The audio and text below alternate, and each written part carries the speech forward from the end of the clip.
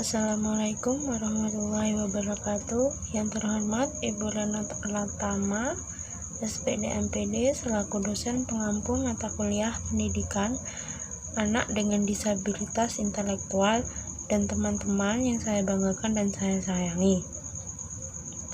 Perkenalkan, nama saya Nur Fadilah dengan NIM 211F 10279. Saya dari kelas A2.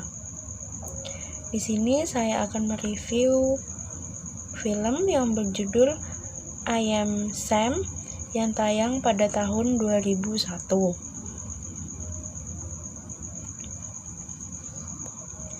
Sam diceritakan sebagai seorang single parent dengan intellectual disability atau disabilitas intelektual yang tinggal bersama putrinya Lucy. Sedari kecil, Lucy hanya tinggal bersama dengan ayahnya. Ibu kandung Lucy, yang merupakan seorang tunawisma, yang diketahui hanya ingin mencari tempat untuk tidur, pergi meninggalkan mereka sesaat setelah Lucy lahir. Mulanya, Sam sangat kebingungan dan kewalahan saat mengurus putrinya. Bahkan di hari pertama kepulangannya dari rumah sakit, Lucy terus menangis hingga Sam sangat frustasi. Tetangga Sam yang tinggal di sebelahnya menelpon untuk menanyakan mengapa putrinya itu menangis. Tetangga Sam itu yang bernama Annie meminta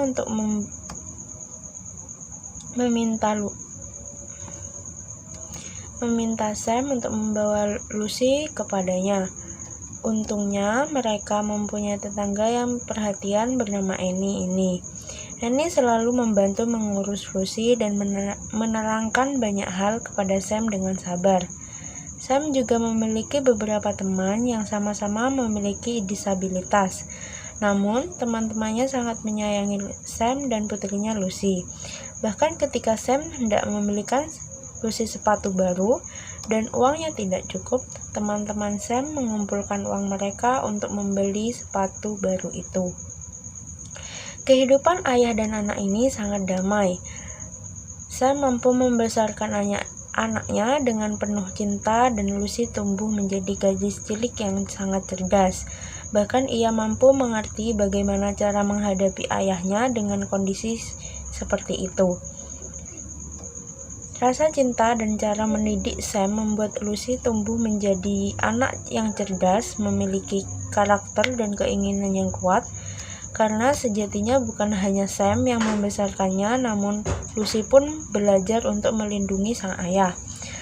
Hal ini terlihat di salah satu adegan ketika Lucy memutuskan untuk berhenti belajar agar tidak lebih pintar dari sang ayah. Aku tidak ingin membaca jika ayah tidak bisa. Begitulah dialog dalam film tersebut. Saat Lucy menginjak usia 7 tahun, pihak sekolah khawatir dengan kehidupan Lucy di masa mendatang. Mereka mempertanyakan bagaimana seseorang dengan low IQ atau intellectual disability bisa membesarkan seorang anak. Mereka khawatir kecerdasan Lucy tidak bisa berkembang atau bahkan menurun. Oleh karena itu, pihak sekolah membawa perkara ini ke ranah hukum. Mereka memanggil pihak Departemen Layanan Anak dan Keluarga untuk menangani masalah Lucy. Dan disinilah perjuangan Sam bermula. Sam menemui Rita Harrison yang merupakan pengacara yang handal namun terkenal dingin untuk membantu perjuangannya. Awalnya Rita tak mau membantunya. Ketika menonton film ini, pasti kita akan berpikir kembali mengenai konsep intellectual disability atau disabilitas intelektual, bahwa mereka harus dipandang sama dengan kita. Mereka mempunyai kelebihan yang kita tidak miliki, begitu pula sebaliknya. Terkadang dengan minimnya pengetahuan akan hal tersebut, kita akan bersikap tidak adil kepada mereka, mendiskriminasi mereka dengan mengklaim bahwa mereka tidak dapat berbuat apa-apa padahal nyatanya tidak seperti itu. Film ini sangat relate dengan kehidupan.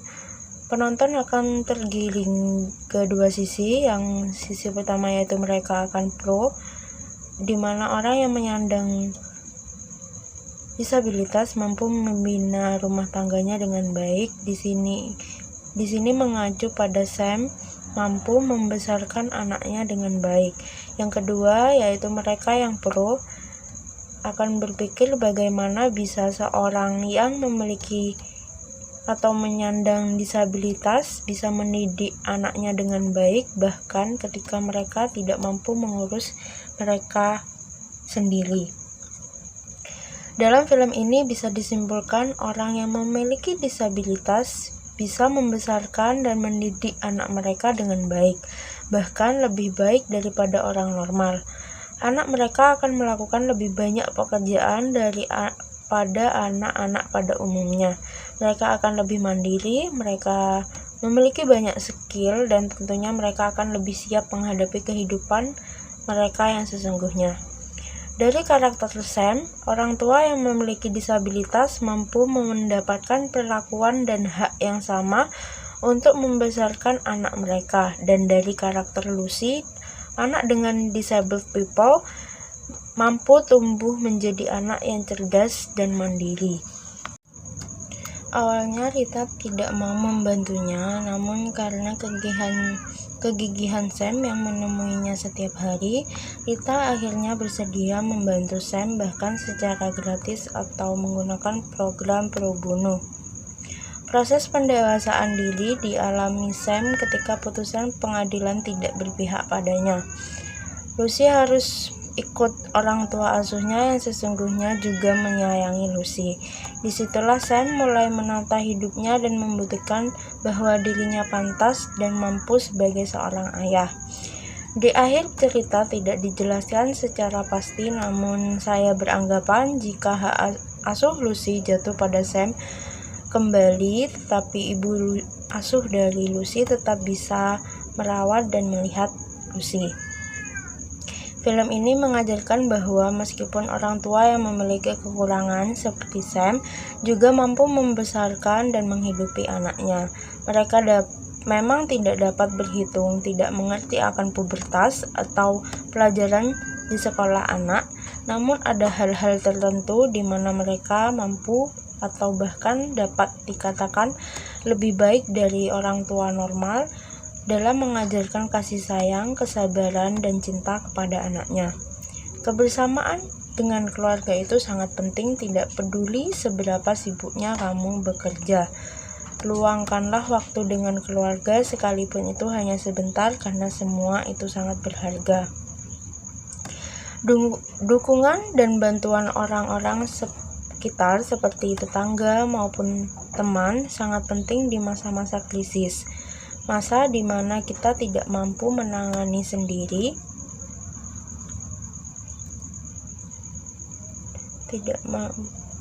tetapi bersama dengan mereka kita akan mampu melewatinya dengan baik. Lewat film ini juga seorang pengacara diajarkan mengenai cara bersikap kepada klien dan memiliki hati untuk mempertimbangkan apakah kasus ini harus dia ambil atau tidak. Tidak selamanya semua tentang logika, tetapi perasaan juga ditempatkan secara seimbang agar semuanya berjalan dengan baik.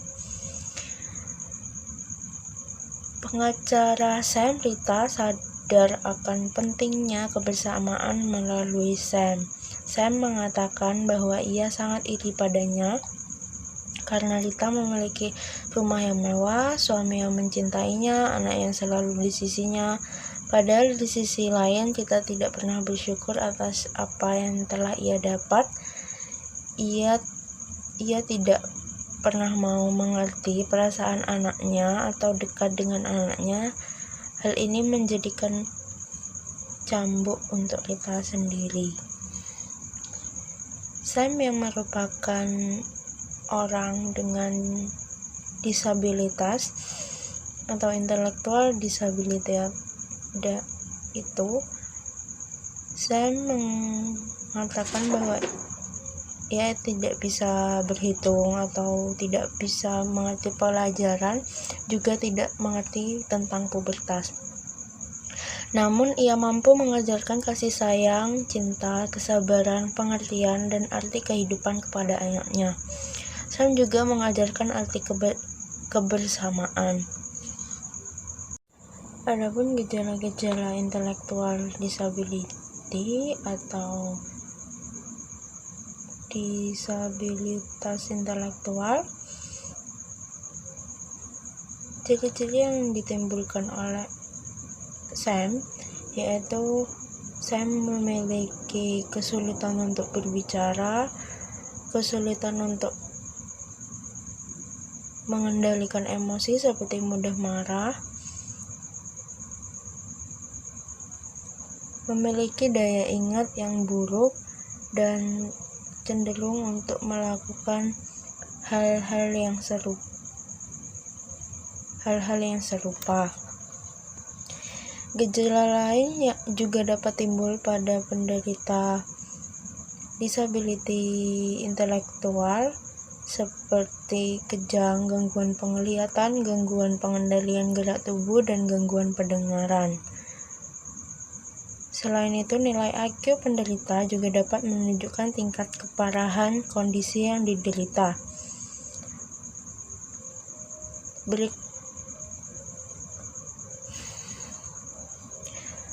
Pada ringan, IQ bisa sekitar 50-69, sedang dengan nilai IQ sekitar 35 hingga 49. Dalam klasifikasi berat, nilai IQ sekitar 20 hingga 34, dan sangat berat, nilai IQ-nya di bawah 20. Karena disability intelektual itu berlangsung seumur hidup dan tidak bisa disembuhkan, meskipun begitu ada beberapa terapi khusus yang mengembangkan kemampuan pasien agar pasien dapat menjalani aktivitas sehari-hari secara mandiri. Terapi khusus harus melibatkan kerjasama antara tim dokter, psikolog, pengajar, pengasuh, dan orang tua pasien. Metode terapi yang dapat dilakukan yaitu antara lain yang pertama terapi okupasi. Terapi ini bertujuan untuk mengajarkan pasien cara mengerjakan aktivitas sehari-hari seperti makan, mandi, dan berpakaian. Yang kedua ada terapi wicara untuk membantu pasien dalam mengembangkan kemampuan berkomunikasi. Yang ketiga yaitu terapi perilaku atau yang bertujuan untuk mengubah perilaku pasien menjadi lebih positif, dan terapi fisik untuk melatih pasien dalam meningkatkan fungsi gerak tubuh. Intellectual disability dapat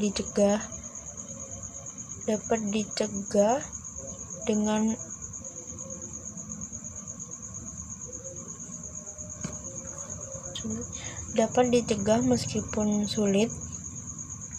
Dokter dapat menganjurkan beberapa hal kepada ibu hamil untuk mengurangi resiko anak terlahir dengan intellectual disability. Yang pertama yaitu tidak merokok, menghindari konsumsi minuman beralkohol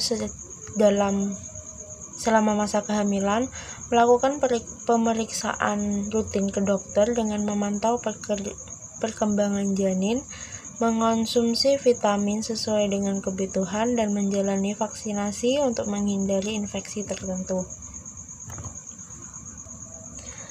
Pada wanita yang sedang merencanakan kehamilan, disarankan untuk melakukan pemeriksaan genetik terutama jika memiliki riwayat kelainan genetik dalam keluarga. Hal ini untuk mengetahui seberapa besar risiko anak mewarisi kelainan tersebut. Intellectual disability bisa disebabkan oleh cedera kepala akibat kecelakaan dapat dicegah dengan menggunakan alat pelindung diri saat beraktivitas, misalnya dengan memakai sabuk pengaman saat berkendara, mengenakan alat pelindung diri saat bekerja di lingkungan yang berisiko, atau saat berolahraga. Seperti yang telah saya sampaikan tadi, bahwa intellectual disability terjadi akibat gangguan pada perkembangan otak, akan tetapi pada kasus tertentu penyebab terjadinya intellectual disability ini tidak bisa diketahui secara pasti. Beberapa kondisi yang dapat mengakibatkan gangguan pada perkembangan otak anak adalah cedera, misalnya karena kecelakaan lalu lintas atau olahraga. Yang kedua ada kelainan genetik seperti Down syndrome atau sindrom Fragile X. Yang ketiga yaitu penyakit yang mempengaruhi fungsi otak, misalnya infeksi otak seperti meningitis, lumpuh otak, atau tumor otak.